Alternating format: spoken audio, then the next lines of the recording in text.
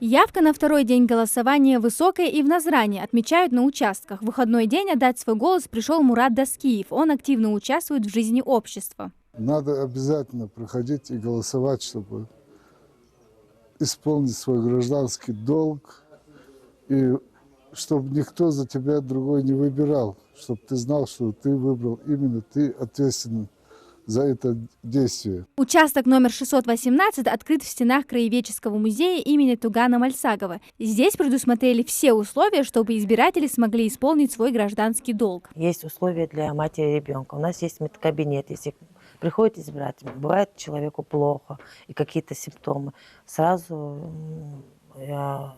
мы отводим к медврачам, они смотрят. Также мы можем их напоить чаем, кофе. Также есть комната для отдыха.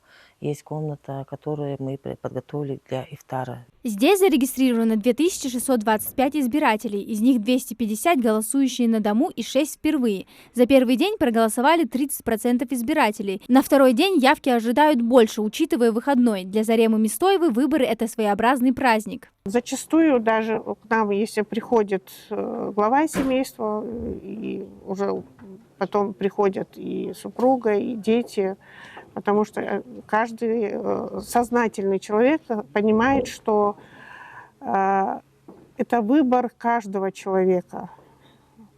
Это относится к каждому, потому что от выбора главы государства зависит дальнейшая судьба нашего народа, и вообще российского народа. Избирательный участок номер 614 ничуть не уступает предыдущему. На нем предусмотрели все необходимое. В комнате матери и ребенка дети могут поиграть в разные игры, пока родители ставят галочку в бюллетене. Медпункт, в котором готовы оказать первую медицинскую помощь, маски, санитайзеры, а также трафарет для слабовидящих. Также у нас имеется трафарет для слабовидящих. Вот таким вот образом им пользуются.